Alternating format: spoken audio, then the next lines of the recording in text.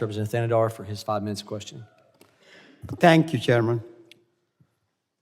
Truckers move nearly 3/4 of the country's freight, making them an indispensable part of U.S. supply chain.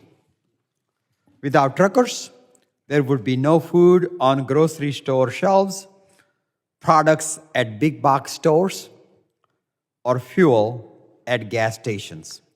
Nearly 20% of truck drivers in the U.S. are immigrants, just as they make up 20% of overall U.S. workforce.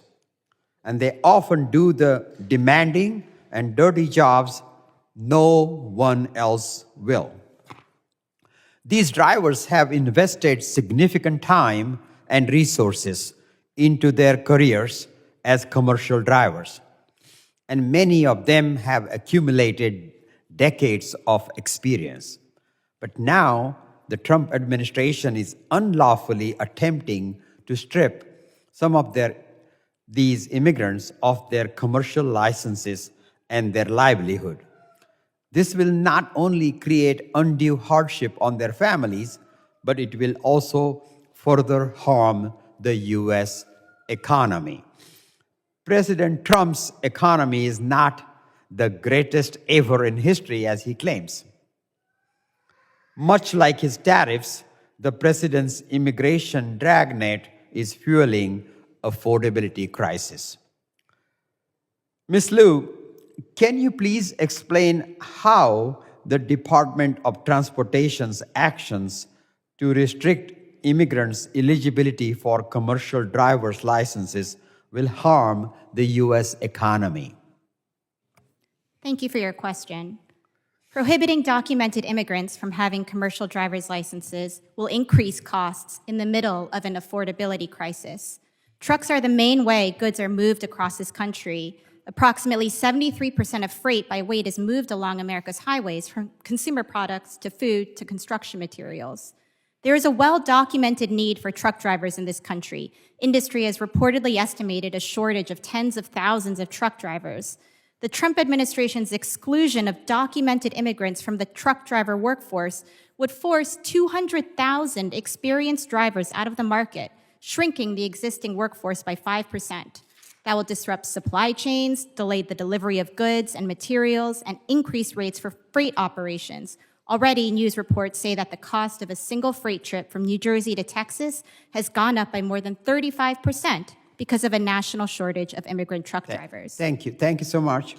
Mr. Chair, I seek unanimous consent to add to the record a letter from Teamsters California opposing DOT's rule prohibiting most non-citizens from obtaining or renewing their CDLs. Without objection, so ordered.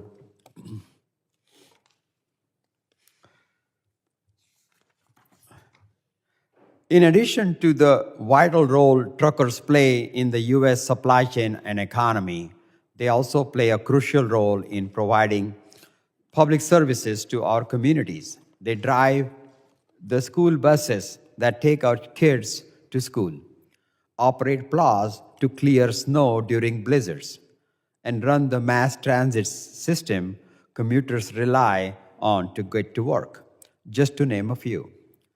Ms. Liu, 19 attorney generals oppose Trump administration's efforts to take commercial driver's license away from immigrants because of the negative impact on public services in their states. Several local governments and government leaders who support the ongoing litigation shared similar concerns. Can you please walk us through how the Department of Transportation's rule would reduce and degrade essential public services? Thank you for your question. Prohibiting documented immigrants from having CDLs will disrupt and curtail essential public services. These governments depend on drivers to drive buses for schools, mass transit systems to transport people to work, to operate construction vehicles, to maintain and repair roads. With fewer drivers, these services will be disrupted and public safety will be harmed. For example, a shortage of snowplow operators means that a local government will not be able to treat the roads, resulting in more hazardous driving conditions and increasing crashes. Thank you for your time. Thank you, Ms. Liu. I'm out of time, so I yield back.